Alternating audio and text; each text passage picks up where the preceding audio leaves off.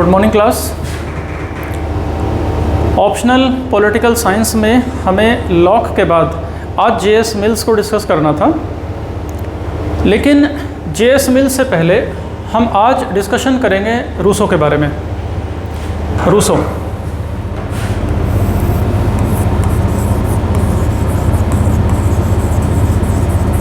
इनका life time है 1712 से 1778। जेनेवा स्विट्ज़रलैंड में पैदा हुए थे। रूसो देखो हमारे सिलेबस में डायरेक्टली तो मेंशन नहीं है, लेकिन जैसा कि मैंने आपको बताया था कि लॉक की तरह और हॉब्स की तरह रूसो सोशल कॉन्ट्रैक्ट के ट्रेडिशन से संबंध रखते हैं। किससे संबंध रखते हैं? सोशल कॉन्ट्रैक्ट के ट्रेडिशन से, सामाजिक समझौते की परंपरा से संबंध रखते हैं।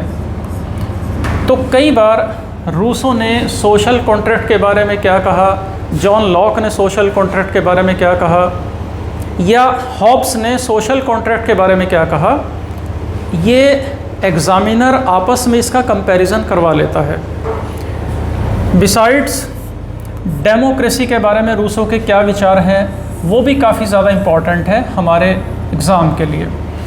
वैसे तो डेमोक्रेसी का कॉन्सेप्ट देखो पॉलिटिकल थ्योरी के बाद में आता है, लेकिन अगर फ़िलहाल सोशल कॉन्ट्रैक्ट के बारे में पता है तो फिर आपको रिवीजन करने की ज़रूरत नहीं पड़ेगी।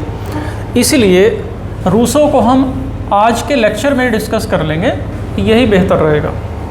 तो इसको ही हम शुरू कर लेते हैं। देखिए, रूसो को फादर ऑफ फ्रेंच रेवोल्यूशन भी कहते हैं। क्या कहते हैं? फादर ऑफ फ्रेंच रेवोल्यूशन, फ्रांसीसी क्रांति का पिता। अब आप जानते हो कि 3 शब्द आपने सुने होंगे फ्रेंच रेवोल्यूशन में, लिबर्टी, फ्रेटर्निटी और इक्वालिटी। तो रूसो को ही ये क्रेडिट दिया जाता है इन 3 स्लोगन्स का।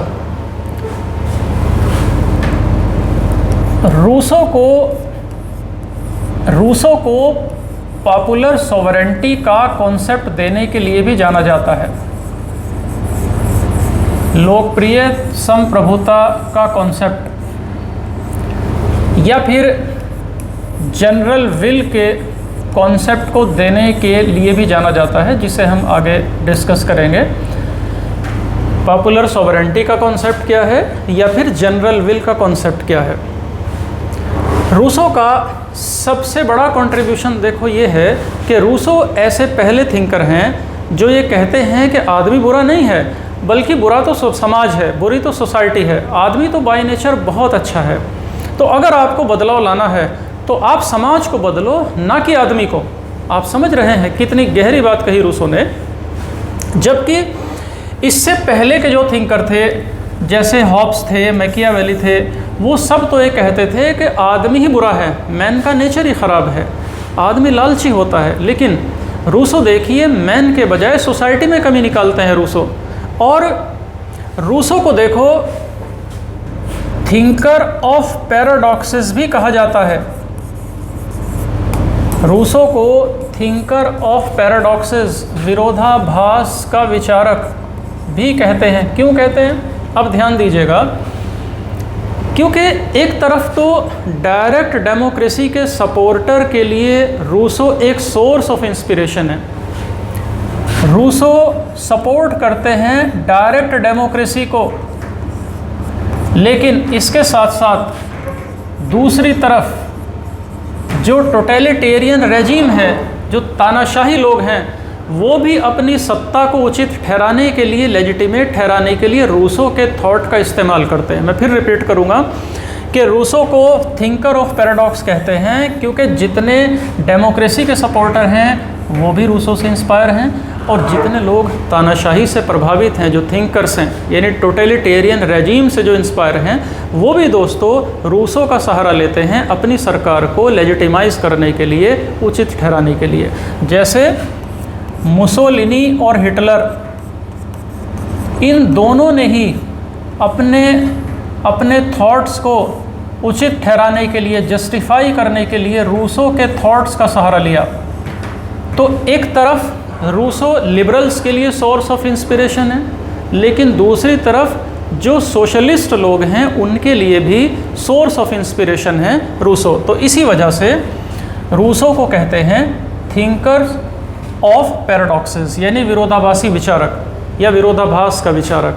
यानी अगर आसान भाषा में कहें तो वेरियस आइडियोलॉजीज़ के लोग, अलग अलग विचारधाराओं के लोग अपनी आइडियोलॉजी को प्रमोट करने के लिए रूसो के विचारों का दोस्तों सहारा लेते हैं। इसके बाद रूसो की फेमस बुक है सोशल कॉन्ट्रैक्ट। ये इनकी मोस्ट इम्पॉर्टेंट किताब है, सोशल कॉन्ट्रैक्ट। एक और इनकी बुक है discourse on the origin of inequality.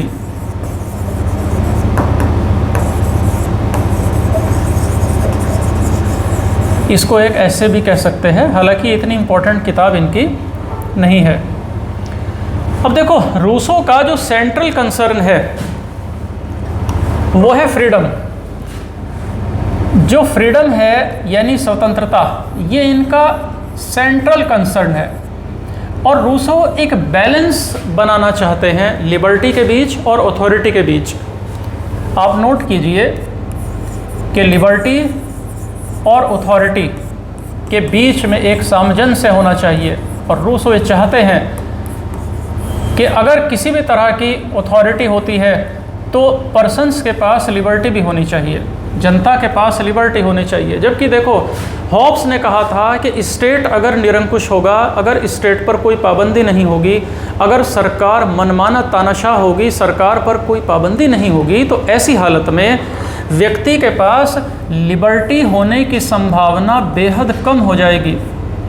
क्योंकि हो सकता है कि ऐसी सिचुएशन में स्टेट लिबर्टी का राइट ना दे, स्टेट लिबर्टी का अधिकार दे ही ना, या फिर स्टेट कोई ऐसा कानून बना दे जिससे कि नागरिकों का जो लिबर्टी का जो अधिकार है, जो आज़ादी का नागरिकों का अधिकार है, उसको छीन लिया जाए, उसका वायलेशन हो जाए। लेकिन रूसो एक बैलेंस बनाना चाहते हैं इन दोनों के बीच में। और रूसो कहते हैं कि दोनों चीज़ें होनी चाहिए, अथॉरिटी भी हो और लिबर्टी भी हो, यानी नागरिकों के पास आज़ादी हो और सरकार के पास पावर हो। ये रूसो का स्टेट का मॉडल है, आप समझ रहे हैं। अब इस लिबर्टी का मतलब क्या है? तो देखिए लिबर्टी का सिंपल मतलब अगर हम कहें तो लिबर्टी का मतलब यह है कि कोई पाबंदी नहीं होगी, या आप कह सकते हैं लिबर्टी का मतलब है एब्सेंस ऑफ रेस्ट्रेंट्स। जबकि लिबर्टी के अगर और फीचर्स आप देखें तो सिंपल मतलब हमने देख लिया, एब्सेंस ऑफ रेस्ट्रेंट, कोई पाबंदी नहीं होनी चाहिए। लिबर्टी का दूसरा फीचर होगा right and power to act, right and power to act, यानी कोई भी काम करने का अधिकार होना चाहिए। तीसरा feature condition of physically and legally free. Physically, condition of being physically and legally free, यानी विधि सम्मत और भौतिक स्वतंत्रता। और लिबर्टी का चौथा फीचर है right to engage, right to engage in right to engage in certain actions without control, बिना कंट्रोल के, बिना पाबंदी के कुछ काम करने का अधिकार। तो ये हमने लिबर्टी का मतलब समझा। अब हम ये समझेंगे इस अथॉरिटी का क्या मतलब है। देखो अथॉरिटी के बारे में आप पूरी क्लास ये याद करिए, जब हमने मैकियावेली के बारे में डिस्कस किया था तब अथॉरिटी के बारे में मैंने आपको बताया था कि अथॉरिटी का क्या मतलब है। तो तब हमने डिस्कस किया था कि अथॉरिटी का मतलब है लेजिटिमेट पावर, मैं रिवाइज करा दे रहा हूँ आपको, legitimate and acceptable use of power, legitimate and acceptable use of power, यही तो मतलब समझा था हमने, यानी शक्ति की वैध स्वीकार्यता। दूसरा, अथॉरिटी का क्या मतलब था, याद करो, अथॉरिटी का दूसरा मतलब था the right to give orders, the right to give orders, the right to give orders and make decisions and enforce obedience, यानी आदेश देने का अधिकार, निर्णय लेने का अधिकार, उनको लागू करने का अधिकार। और तीसरा अथॉरिटी का मतलब है कि an organisation having political and administrative power and control. Note कीजिए, एन ऑर्गेनाइजेशन हैविंग पॉलिटिकल और एडमिनिस्ट्रेटिव पावर एंड कंट्रोल, किसी व्यक्ति या संगठन के पास प्रशासनिक शक्ति का होना। तो now let's interpret these all points one by one simply. तो एक एक करके हम देख लेंगे। पहला, जैसे कह रहा है the legitimate and acceptable use of power. देखो, सिर्फ पावर के बेस पर सरकार नहीं चलाई जा सकती। लोग सरकार की बात मानते हैं क्योंकि लोगों को लगता है कि सरकार उचित बात कह रही है, लेजिटिमेट बात कह रही है। इसलिए हम कह सकते हैं कि अथॉरिटी का मतलब है पावर प्लस लेजिटिमेसी। तो अथॉरिटी का क्या मतलब हुआ? सिंपली पावर प्लस लेजिटिमेसी, यानी legitimate use of power.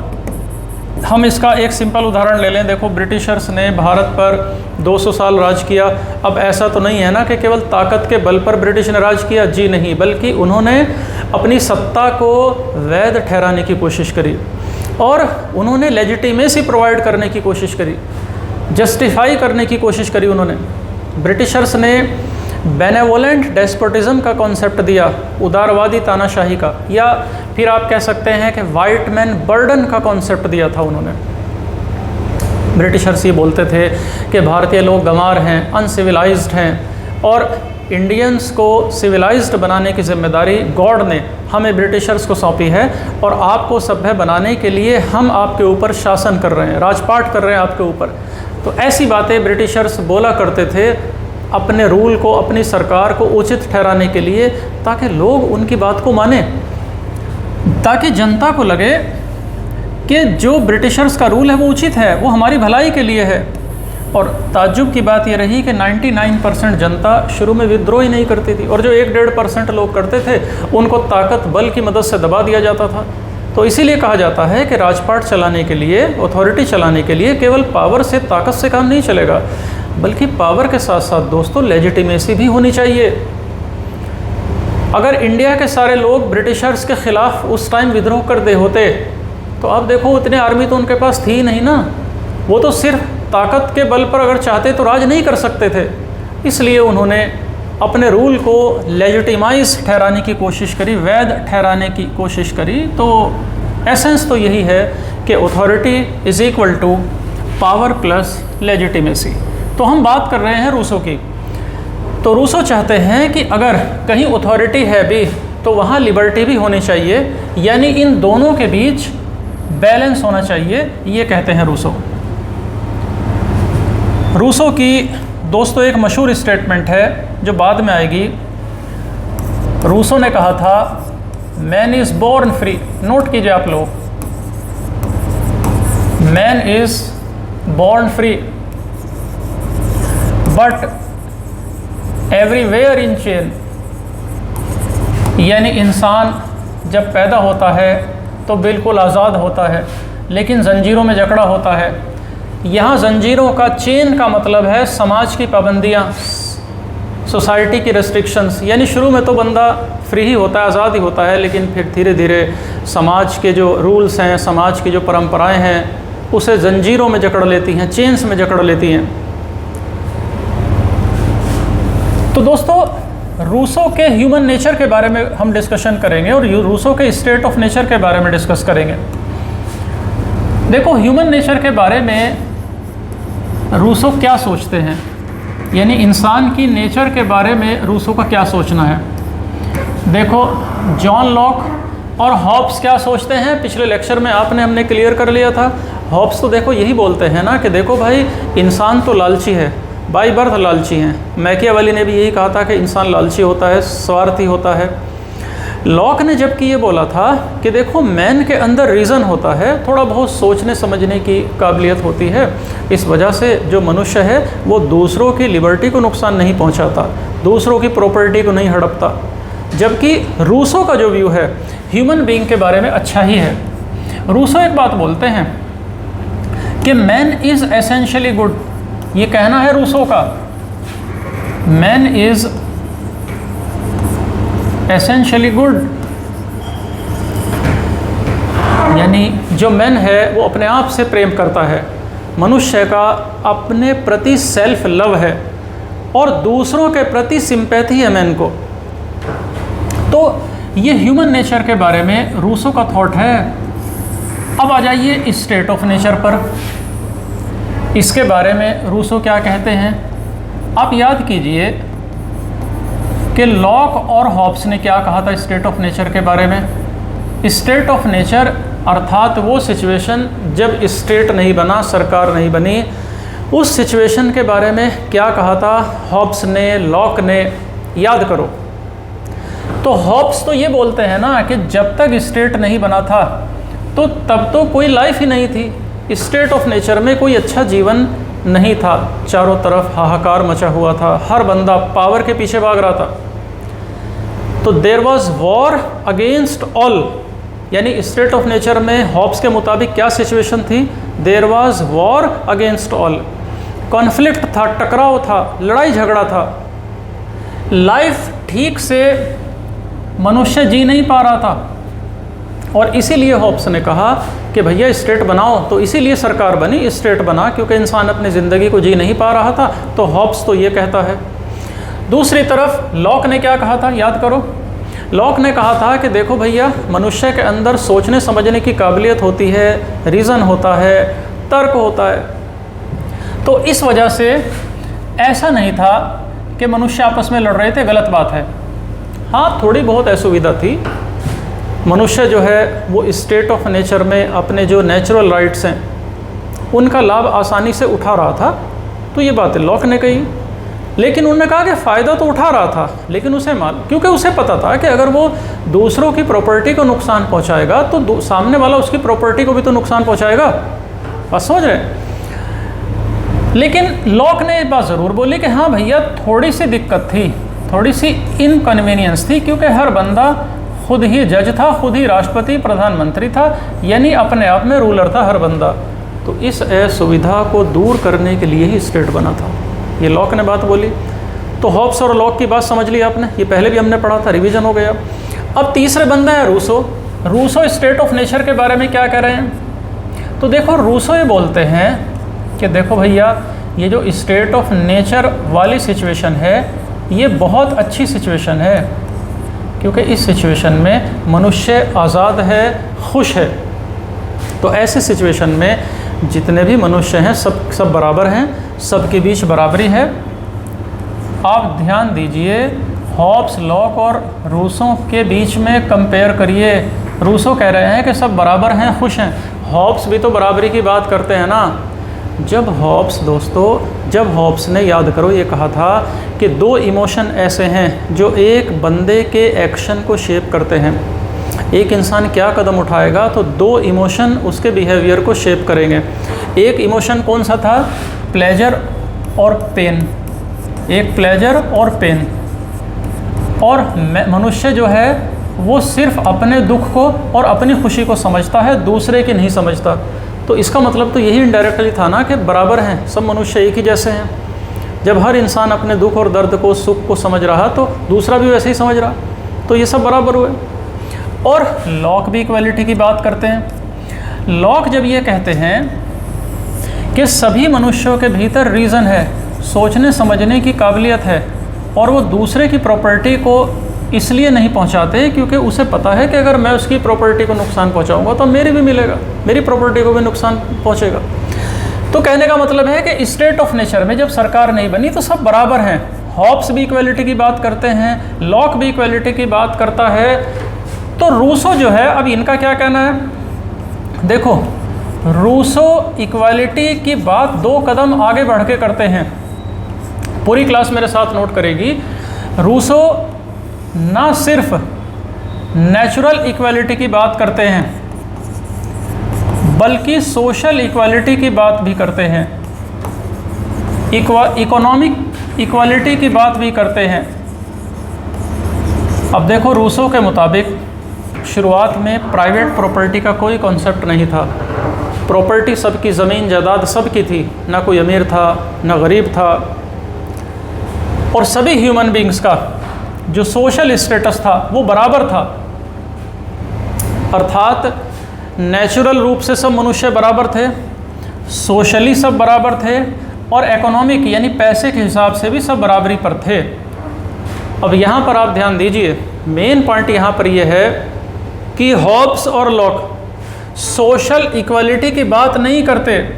Hobbs, मैं फिर रिपीट करूँगा, हॉब्स और लॉक ये सोशल इक्वालिटी की बात नहीं करते, ये इकोनॉमिक इक्वालिटी की बात भी नहीं करते, ये सिर्फ और सिर्फ बात करते हैं नेचुरल इक्वालिटी की। जबकि रूसो तीनों इक्वालिटी की बात करते हैं, अर्थात सोशल इक्वालिटी, इकोनॉमिक इक्वालिटी और दोस्तों नेचुरल इक्वालिटी की बात समझे आप लोग। और वैसे देखो, जो इक्वालिटी का कॉन्सेप्ट है ना, ये तो मॉडर्न एरा का फीचर है, आधुनिक युग का फीचर है। जो प्राचीन काल है, आप याद करो, प्राचीन काल में अरस्तु थे, प्लेटो थे, तो वो तो इनइक्वालिटी को बढ़ावा देने की बातें किया करते थे भाई। अरस्तु ने तो कहा था कि कोई बंदा गुलाम है, कोई बंदा मालिक है, तो ये तो नेचुरल बात है, ये तो गॉड ने ऐसा बनाया, इसमें कोई गलत बात नहीं है। तो ये बात बताओ, इनइक्वालिटी की तो बात हुई ना एंशिएंट पीरियड में। तो यहाँ तक आप समझ रहे हैं? आप पूरी क्लास कॉन्सेप्ट समझ पा रही है? चलिए, बहुत बढ़िया। आगे देखो, एक काफ़ी इंपॉर्टेंट कॉन्सेप्ट आता है प्रोसेस ऑफ सोशल कॉन्ट्रैक्ट का। नोट कीजिए, प्रोसेस ऑफ सोशल कॉन्ट्रैक्ट, सामाजिक समझौते की प्रक्रिया। बड़ा सवाल यहाँ पर यह पैदा होता है कि अगर रूसो के हिसाब से स्टेट ऑफ नेचर में सब कुछ ठीक ठाक है, हर बंदा मज़े मार रहा है, प्लेजर ले रहा है, तो फिर सोशल कॉन्ट्रैक्ट की ज़रूरत क्यों है? मतलब स्टेट की ज़रूरत क्यों है जब सब मज़े मार रहे हैं? तो यहाँ पर देखो, रूसो कहते हैं कि देखिए भाई, शुरुआत में तो सब कुछ ठीक ठाक था, जब इंसान आदि मानव की तरह अपना जीवन जी रहा था, है ना। लेकिन जब इंसान एक सेटल्ड लाइफ जीने लगा, यानी उसने शिकार करना छोड़ दिया, हंटिंग को त्याग दिया, एग्रीकल्चर का पेशा अपना लिया, मकान दुकान बना लिए, तो धीरे धीरे सोसाइटी बनी। सोसाइटी बनी तो सिविलाइजेशन आई, और बंदे ने सोचना शुरू कर दिया, उसके अंदर थिंकिंग एबिलिटी आ गई, साइंस डेवलप हो गई, कल्चर डेवलप हो गया। अब आप बताओ, ऐसी सिचुएशन में आप जानते हो कि ज़मीन जायदाद पैसा तो सीमित है ना, यानी खेती की रिसोर्सेज तो सीमित है, खेती की धरती तो रबड़ की तरह खींच कर बढ़ाई नहीं जा सकती, वो तो लिमिटेड है। अब कौन सा बंदा, कौन मनुष्य किस ज़मीन पर खेती करेगा? इसके लिए सभी इंसानों ने ज़मीन को पैमाइश करना शुरू कर दिया, यानी लैंड का डिमार्केशन ऑफ लैंड शुरू हो गया। और जब डिमार्केशन ऑफ लैंड होना शुरू हुआ तो इससे प्राइवेट प्रॉपर्टी का कॉन्सेप्ट आया, जबकि इससे पहले सारी प्रॉपर्टी कॉमन थी। लेकिन अब क्योंकि बंदा, इंसान सेटल्ड हो गया, मकान बना लिए, सोसाइटी बन गई, खेती का, ज़मीन का डिमार्केशन हो गया, लाइनें बन गई, अब ज़मीन है लिमिटेड, तो इस तरह से जब ऐसा हो गया तो मनुष्य के भीतर तेरा मेरा की भावना आ गई। तेरा ये मेरा, यानी माइन एंड थाइन की भावना, माइन एंड थाइन की फीलिंग ऑफ माइन एंड थाइन। जबकि इससे पहले ये मेरे तेरे की भावना नहीं थी। और जब ये भावना आई तो इंसान के भीतर क्या हुआ कि जहाँ पहले स्टेट ऑफ नेचर में सब कुछ अच्छा था, कहा था ना उसने कि state of nature was a state of bliss, यही तो कहा था ना रूसो ने। तो ये जो गुडनेस वाली जो स्टेट थी ये ख़त्म हो गई, ये डिग्रेड हो गई, क्योंकि अब मनुष्य के भीतर आ गई मेरे तेरे की भावना। और देखो, अगर रूसो के वर्ड्स में बात करी जाए तो रूसो कहते हैं कि पहले तो स्टेट ऑफ ब्लिस मैन में होता था, यानी इंसान खुश था, प्रसन्न था। और स्टेट ऑफ नेचर में जब खुश था तो इंसान था, मनुष्य था नोबल सैवेज, यानी जंगली तो था लेकिन सभ्य था, सज्जन था। लेकिन जब तेरे मेरे की भावना आ गई तो मनुष्य बन गया डिप्रेव्ड एनिमल। डिप्रेव्ड एनिमल यानी वंचित पशु, ऐसा एनिमल जिसकी भूख कभी मिटती नहीं, जिसकी भूख कभी शांत नहीं होती। और ये क्यों हुआ? ये तेरे मेरे की भावना से हुआ। और तेरे मेरे की भावना क्यों डेवलप हुई? क्योंकि इंसान ने सोचना शुरू कर दिया, उसके अंदर तर्क आ गया।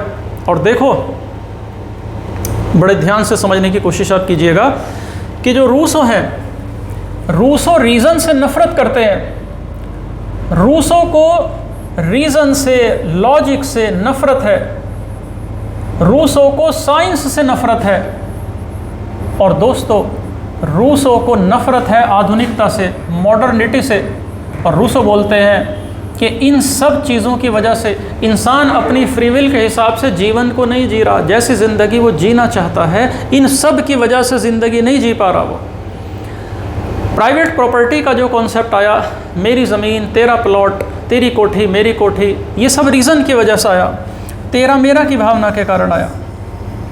अगर मैन के अंदर, मनुष्य के अंदर ये तर्क डेवलप ना हुआ होता तो प्राइवेट प्रॉपर्टी नाम की कोई चीज़ पैदा ही ना हुई होती। और स्टेट ऑफ नेचर में, यानी वो जंगली टाइप, जो जंगल टाइप जीवन था, जैसा ज़िंदगी उसमें चल रही थी, स्टेट ऑफ ब्लिस वाली, खुशी वाला जीवन चल रहा था, ऐसा ही चलता रहता।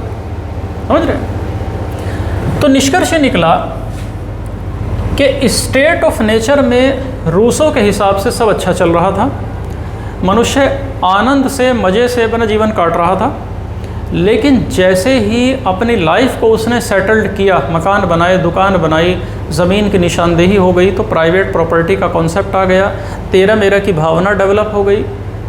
तो ये सब हुआ क्योंकि मैन के अंदर रीज़न डेवलप हो गया था, सोसाइटी बन गई, कल्चर बन गया, साइंस आ गई। और जब ये सब हो जाता है तो पहले स्टेट ऑफ नेचर में, यानी जो जंगली जीवन है, उसमें जो स्टेट ऑफ ब्लिस था, जो खुशी का जीवन था, वो अब स्पॉइल हो गया, वो नष्ट हो गया। जब आदि मानव टाइप ज़िंदगी थी तो मनुष्य उसमें था नोबल सैवेज, जंगली था लेकिन सज्जन था। लेकिन अब वो क्या हो गया? अब वो हो गया डिप्रेव्ड एनिमल, वंचित पशु बन गया, जिसकी भूख कभी शांत नहीं हो सकती, कभी सेटिस्फाई नहीं होगी जिसकी भूख। और इस सिचुएशन में मैन अपनी फ्री विल के हिसाब से काम नहीं कर सकता, यानी जो कुछ वो करना चाहता है वो नहीं कर सकता, क्योंकि सोसाइटी के जो रीति रिवाज है ना, उन्होंने बहुत सारी पाबंदियां लगा रखी हैं मनुष्य के ऊपर। तो देखिए, अब फिर इंसान के सामने ऑप्शंस क्या हैं? तो दो ऑप्शन है, देखो उसके सामने। या तो वो उस आदि मानव टाइप जीवन में दोबारा चला जाए, या सोसाइटी को फिर से दोबारा से क्रिएट किया जाए, रीबिल्ड किया जाए। ऐसी सोसाइटी को दोबारा से बनाया जाए जहाँ इंसान खुश रह सके, प्रसन्न रह सके। अब ये जो पहले वाला ऑप्शन है ना कि मैन आदि मानव वाला जीवन जीने लगे, जो हज़ारों साल पहले होता था, मतलब स्टेट ऑफ नेचर में वापस चला जाए, तो ये तो संभव नहीं है। अब मनुष्य देखो, आदि मानव तो नहीं बन सकता कि वो अब शिकार करने लगेगा, या फिर वो शुरू कर दे भैया जीन्स और टी शर्ट छोड़ करके पेड़ के पत्ते, जानवरों की खाल पहनकर और मांस, कच्चा मांस खाने कर जीने लगे, तो ये तो पॉसिबल नहीं है। लेकिन ये जो दूसरा ऑप्शन है रूसो के हिसाब से कि भैया सोसाइटी को रिबिल्ड करें, समाज का पुनर्निर्माण करें और समाज ऐसा बने जहां इंसान खुश रह सके, तो ये फिजिबल ऑप्शन है, ये करने लायक बात है, इसको अडॉप्ट किया जा सकता है। लेकिन इसके लिए देखो साइन होगा सोशल कॉन्ट्रैक्ट, इसके लिए एक सामाजिक समझौता साइन होगा और मनुष्य आपस में सोशल कॉन्ट्रैक्ट साइन करते हैं, सबने समझौता कर लिया, साइन कर लिया, ताकि जो स्टेट ऑफ नेचर में अच्छे वाली जो सिचुएशन थी उसको वापस लाया जा सके, मनुष्य अपनी इच्छा के अनुसार कुछ भी कर पाए, उस पर समाज की कोई पाबंदी भी ना हो। तो एसेंस ये है कि सोशल कॉन्ट्रैक्ट इसलिए मनुष्य साइन करता है कि जो सिचुएशन स्टेट ऑफ नेचर में थी, इंसान पूरी तरह कुछ भी करने को स्वतंत्र था, उसी तरह की सिचुएशन को फिर दोबारा से लाया जाए, और इसीलिए मैन द्वारा आपस में एक सोशल कॉन्ट्रैक्ट साइन किया जाता है। बात समझ रहे हैं आप लोग? हाँ बिल्कुल। अब देखो क्वेश्चन ये है कि सोशल कॉन्ट्रैक्ट साइन हो गया, सब ने समझौता कर लिया, तो अभी समझौते के साइन करने से क्या हुआ? ये जो सोशल कॉन्ट्रैक्ट साइन हुआ, इससे क्या हुआ? अब आप याद करो, लॉक ने, हॉब्स ने क्या कहा था? कहा था कि सोशल कॉन्ट्रैक्ट साइन होने से सरकार बनी, स्टेट बनी, पावर आई, अथॉरिटी आई। रूसो कहते हैं कि देखो अथॉरिटी आई, पावर आई, स्टेट बना, लेकिन इसके बावजूद भी मैन फ्री भी है, क्योंकि अब मनुष्य पावर आने के बाद, सरकार आने के बाद भी मैन फ्री है, क्योंकि मैन अब उन कानूनों से गवर्न होगा जो मैन खुद बनाएगा। मतलब स्टेट बन जाने पर जो कानून जनता के लिए बनेंगे वो जनता खुद बनाएगी, और यही कॉन्सेप्ट रूसो की पॉपुलर सॉवरेंटी का कॉन्सेप्ट है। मतलब पॉपुलर सॉवरेंटी यही है, लोकप्रिय संप्रभुता या जनरल विल का कॉन्सेप्ट हम डिस्कस करेंगे अभी। जनरल विल का कॉन्सेप्ट, सामान्य इच्छा, एक ही बात है। तो रूसो ये कहते हैं कि अगर जनता को गवर्न करने के लिए कानून जनता खुद बनाएगी, तो आप बताइए फिर लोगों के पास आज़ादी होगी या नहीं होगी? लोग ऐसे कानून क्यों बनाएंगे जो उनकी इच्छा के ख़िलाफ़ हों, या फिर वो उनकी आज़ादी को छीन रहे हों? ऐसे कानून तो लोग अपने लिए नहीं बनाएंगे ना। तो रूसो के हिसाब से स्टेट जनरल विल को रिप्रेजेंट करता है। स्टेट, नोट कीजिए, स्टेट रिप्रेजेंट्स जनरल विल। राज्य सामान्य इच्छा का प्रतिनिधित्व करता है, या state represents popular sovereignty. State represents popular sovereignty, राज्य लोकप्रिय संप्रभुता का प्रतिनिधित्व करता है। समझ रहे हैं? तो इससे पहले कि हम ये जानें कि जनरल विल का कॉन्सेप्ट है क्या, हम ये जान लेते हैं कि जनरल विल का कॉन्सेप्ट रूसो ने दिया क्यों दिया। तो जनरल विल का कॉन्सेप्ट देने में रूसो का पर्पस ये है कि मैन को फ्रीडम मिले, मनुष्य को पूरी आज़ादी मिले, क्योंकि मैन की, मनुष्य की आज़ादी का मतलब है हैप्पीनेस, प्रसन्नता, समझे? और फ्रीडम से मिलती है खुशी। फ्रीडम का मतलब है जब हम अपनी मर्ज़ी के अनुसार कोई काम करते हैं, ये मतलब है फ्रीडम का। When we act according to our will और चॉइस। रूसो के हिसाब से इच्छा दो तरह की है, विल दो तरह की है, दो टाइप की विल है रूसो के हिसाब से। नोट कीजिए, पहले टाइप की विल है रूसो के हिसाब से रियल विल, वास्तविक इच्छा, और दूसरी विल है एक्चुअल विल। एक्चुअल विल, यथार्थवादी इच्छा। तो रियल विल मतलब रियल फ्रीडम, जब मनुष्य वो काम करता है जो हकीकत में वो करना चाहता है। एग्जाम्पल ले लो, मान लीजिए कोई एक्सीडेंट हो गया, तो जिस बंदे का एक्सीडेंट हुआ सड़क पर, वो मान लीजिए दर्द से छटपटा रहा है, तो हमारा और आपका मन करेगा यार फटाफट इसको अस्पताल पहुंचा दें, यह है रियल विल। लेकिन कई बार देखो ह्यूमन बीइंग इस तरह से रिएक्ट करता नहीं या कर नहीं पाता। कई सारे रीज़न्स होते हैं, जैसे कि बंदे को लगता है कि यार मैंने अगर इसकी मदद की तो पुलिस मुझे परेशान करेगी, कोर्ट कचहरी के चक्कर काटने पड़ेंगे, समझ रहे हैं। तो बिना मदद किए लोग सीधे चुपचाप पतली गली से निकल जाते हैं। ये हुई एक्चुअल विल। रियल विल क्या है? जो सोच रहा था। लेकिन एक्चुअल विल क्या है? जो किया। क्योंकि समाज ऐसा ही है भाई। सोसाइटी में आप जानते हो कि सेल्फिशनेस तो आजकल बहुत ही ज़्यादा है।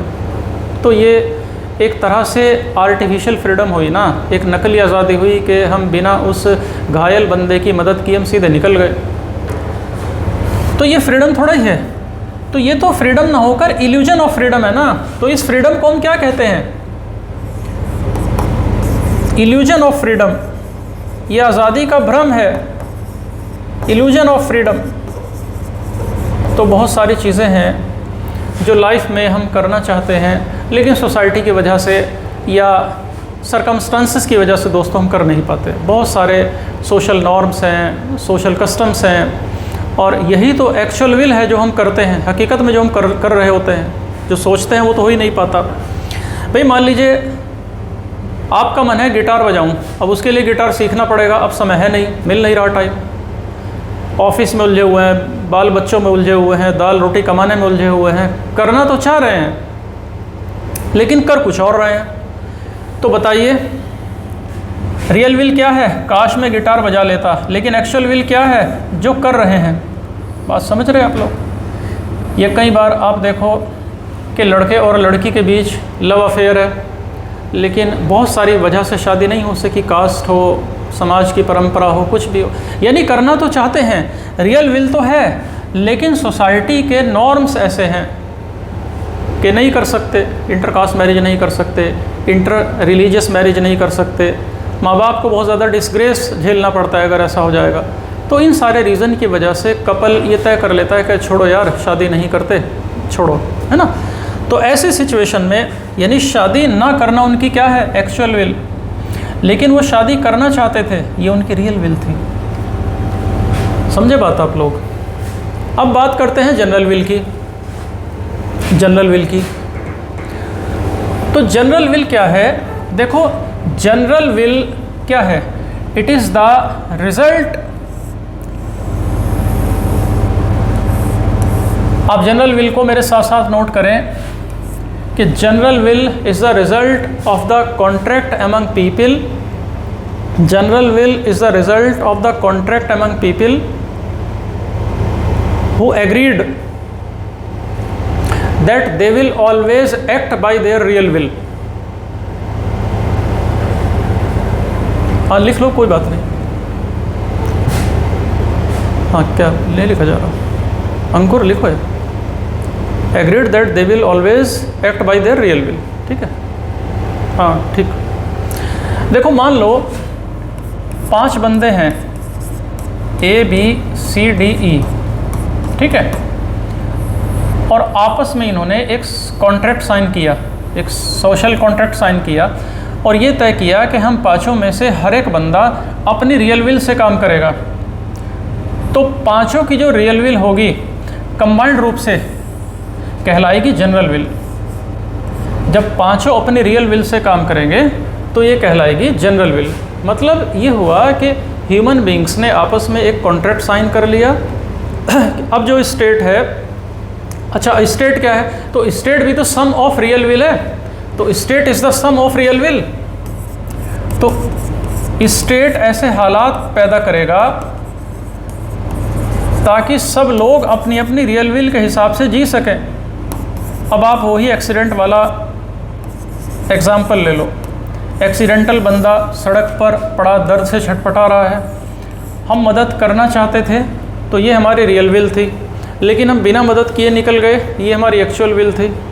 तो फिर स्टेट ने कई सारे कानून बनाए, कई तरह के कानून बनाए। जैसे अगर हम उस एक्सीडेंट बंदे की मदद करते हैं तो पुलिस और अदालत हमें प्रेशराइज़ नहीं करेगी कचहरी कोर्ट में आने के लिए या पुलिस थाने में आने के लिए। तो मतलब कहने का ये है कि स्टेट हमारी मदद कर रहा है ताकि हम अपनी रियल विल और एक्चुअल विल हम अपनी रियल विल के हिसाब से ज़िंदगी जी सकें, स्टेट हमारी मदद कर रहा है। दूसरा एग्जांपल ले लो कि लड़का और लड़की का लव अफेयर है, लेकिन दोनों डिफरेंट कास्ट डिफरेंट बैकग्राउंड से आते हैं, शादी करना चाह रहे हैं। शादी करने की उनकी इच्छा क्या है, ये उनकी रियल विल है, लेकिन समाज के डर से नहीं कर रहे हैं। ठीक है, ये एक्चुअल विल थी, समझ गए। तो रियल विल थी कि शादी कर लें, लेकिन एक्चुअल विल थी बेचारों ने त्याग दिया। लेकिन अब स्टेट ने देखो कानून बनाया, स्पेशल मैरिज एक्ट बनाया जिसमें उस कपल को सुरक्षा दी जाएगी। तो लॉ में हर उस चीज़ का प्रोविज़न है कि बंदा अपनी रियल विल के हिसाब से अपने जीवन को जी सके, समझ गए। तो स्टेट मदद कर रहा है उस लड़का लड़की की कि वो काम करे जो उनका मन है, जो वो करना चाहते हैं। तो स्टेट रिप्रेजेंट्स जनरल विल। तो स्टेट का काम है मनुष्य की मदद करना ताकि वह अपने मनपसंद ज़िंदगी को जी सके। स्टेट का काम है उस सिचुएशन को वापस लाना जो स्टेट ऑफ नेचर में थी जब वो आदि मानव टाइप जीवन जी रहा था, समझे। और रूसों के हिसाब से स्टेट ऑफ नेचर क्या थी, याद करो, state of nature was a state of bliss. तो रूसों के हिसाब से स्टेट ऑफ ब्लिस थी वो नेचर, यानी इंसान बड़ा खुश था, वही करता था जो उसका मन था। लेकिन बाद में जब सोसाइटी की परंपराएं बन गई, मकान दुकान बन गए, तो उसके लिए बड़ा मुश्किल हो गया अपनी इच्छा के मुताबिक अपने जीवन को जीना और कुछ भी करना, क्योंकि जो सामाजिक प्रथाएं हैं, रूढ़ियाँ हैं, वो बड़े कॉम्प्लेक्स हो गए, है ना। इसीलिए आप देखो कि मैन के बीच में सोशल कॉन्ट्रैक्ट साइन हुआ और सभी ने कहा कि हम अपनी रियल विल के हिसाब से काम करेंगे। तो स्टेट बना ताकि इंसान वो सब चीज़ें करे जो हकीकत में वो करना चाहता है, और ये काम करे वो बिना डर के, बिना किसी परंपरा के डर के, बिना किसी सरकार सत्ता के डर के, समझ गए। तो उम्मीद है कि यहाँ तक आप बात समझ गए होंगे। आगे रूसो देखिए जनरल विल की कुछ शर्तें भी बताते हैं, जनरल विल की कंडीशंस। रूसो कहते हैं कि स्टेट सिटीजन्स की मदद कुछ शर्तों के आधार पर कर पाएगा। मतलब अगर सिटीज़न अपनी रियल विल के हिसाब से चलना चाहते हैं तो स्टेट तभी मदद कर पाएगा जब कुछ शर्तें पूरी करेगा। क्या शर्त है? पहली शर्त, जब लोग कानून को फार्मूलेट करने में, लागू करने में पहल करें, कानून बनाने में पहल करें, खुद कानून बनाए, यानी जब लोग इस फार्मूलेशन में खुद बनाए, लॉ खुद फार्मूलेट करें, समझे। दूसरी शर्त, जैसा कि सोशल कॉन्ट्रैक्ट में लोगों ने तय किया था कि हम अपनी रियल विल के हिसाब से काम करेंगे, ये तय किया था ना। तो जब ये दोनों कंडीशन फुलफ़िल होती हैं तो जनरल विल उभर जाएगी, जनरल विल फुलफ़िल हो जाएगी, अदरवाइज़ जनरल विल इमर्ज नहीं होगी। तो इसका मतलब रूसों के विचारों में हमें डायरेक्ट डेमोक्रेसी देखने को मिलती है, लोग अपने लिए कानून खुद बना रहे हैं। ये चीज़ें कहाँ दिख रही हैं? रूसों के विचार में। तो रूसों के विचार में तीनों टाइप की डेमोक्रेसी देखने को मिलती हैं। डायरेक्ट डेमोक्रेसी, डायरेक्ट डेमोक्रेसी मतलब लोग डायरेक्ट वोट देते हैं, जैसे एमपी एमएलए भारत में चुने जाते हैं। इसका दूसरा मतलब पार्टिसिपेटिव डेमोक्रेसी भी है, पार्टिसिपेटिव डेमोक्रेसी भी कहते हैं इसको। और तीसरा डेलिब्रेटिव डेमोक्रेसी, हर तरह की डेमोक्रेसी देखने को मिलती है। और तीसरी है कॉन्सोसिएशनल। तो ये तो एक ही बात है। तो पॉलिटिकल थ्योरी वाले चैप्टर में जब हम डेमोक्रेसी पढ़ेंगे तब हम तीनों टाइप की डेमोक्रेसी पढ़ेंगे। तो मोटे तौर पर आप ये समझ लीजिए कि अभी जैसे हम इंडिया की बात करें तो इंडिया में पार्टिसिपेटिव डेमोक्रेसी है, यानी एक तो ये वाली डेमोक्रेसी है, और दूसरी है रिप्रेजेंटेटिव डेमोक्रेसी। रिप्रेजेंटेटिव डेमोक्रेसी यानी प्रतिनिधित्व लोकतंत्र, और दूसरा पार्टिसिपेटिव डेमोक्रेसी, अभी दो पढ़ लो। रिप्रेजेंटेटिव डेमोक्रेसी क्या है आप बताओ? रिप्रेजेंटेटिव डेमोक्रेसी जैसे हमारे देश में डेमोक्रेसी है, 543 एमपी लोकसभा में 140 करोड़ जनता के बीच में से चुने जाते हैं और फिर सरकार बनाते हैं। ये रिप्रेजेंटेटिव डेमोक्रेसी है। और पार्टिसिपेटिव डेमोक्रेसी वहाँ होती है, ये सब वहाँ होती है जहाँ कम जनता कम हो जहाँ। और ये जो कॉन्स्टिट्यूशनल डेमोक्रेसी है, मान लो हमारे देश में बीजेपी और कांग्रेस हैं और 543 सीटों में अगर किसी को मेजोरिटी नहीं मिलती और बीजेपी और कांग्रेस मिलजुल कर दोनों आपस में मिल जाएं, सरकार बना लें, तो इसे कहते हैं कॉन्स्टिट्यूशनल डेमोक्रेसी। नेक्स्ट, रूसो ने एक स्टेटमेंट दी थी, बड़ी फेमस स्टेटमेंट है, नोट कीजिए। Man should be forced to be free, यानी मनुष्य को आज़ाद होने के लिए मजबूर करना चाहिए, मजबूर होना चाहिए। अगर मनुष्य स्टेट के द्वारा बनाए गए कानूनों का पालन नहीं करता तो स्टेट द्वारा फोर्स का इस्तेमाल भी किया जा सकता है, स्टेट बल प्रयोग भी कर सकता है, क्योंकि कई बार सिटीजन्स को पता नहीं होता कि स्टेट के द्वारा बनाए गए जो लॉ हैं उनको फॉलो करने से ही उन्हें आज़ादी मिलेगी, उन्हें नहीं पता होता। वैसे रूसो के इस लाइन का कई सारे स्कॉलर्स ने अपने लिए इस्तेमाल करा। फॉर एग्ज़ाम्पल, मुसोलिनी और हिटलर ये बोलते थे कि हमारा जो शासन है ये जनरल विल को रिप्रेजेंट करता है, और अगर कोई सिटीज़न जनरल विल का पालन नहीं करता, यानी स्टेट के द्वारा बनाए गए कानून का पालन नहीं करता, तो फोर्स का, बल का इस्तेमाल करके उसको फॉलो कराया जाए, तभी इंसानों को वास्तविक आज़ादी मिलेगी। लेकिन अब इन्होंने कानून बनाए थे अपने फ़ायदे के लिए, और देखो दोस्तों, जो इनके बनाए कानूनों को फॉलो नहीं करता था तो वो ये लॉजिक देते थे कि भाई हम आपके ऊपर फोर्स लगा रहे हैं, बल का इस्तेमाल कर रहे हैं, क्योंकि स्टेट जनरल विल को फॉलो करता है और हम आपको फोर्स करके आज़ादी देना चाहते हैं, हम आपको खुशी देना चाहते हैं फोर्स का इस्तेमाल करके, इसी में आप ही का फ़ायदा है। ऐसी बातें बोला करते थे हिटलर, मुसोलिनी। और इवन जो हॉब्स थे उन्होंने भी इस तरह की बातें कही थी और कहा था कि स्टेट के पास अपने कानूनों को लागू कराने की ताकत होनी चाहिए, और अगर कोई बंदा स्टेट के कानूनों को फॉलो नहीं करता तो स्टेट ताकत का इस्तेमाल करे, फोर्स यूज़ करे। और हॉब्स ने तो एक काफ़ी अच्छी लाइन भी आप याद करो इस्तेमाल की थी, याद करो, कॉविनेंट्स विदाउट वर्ड्स,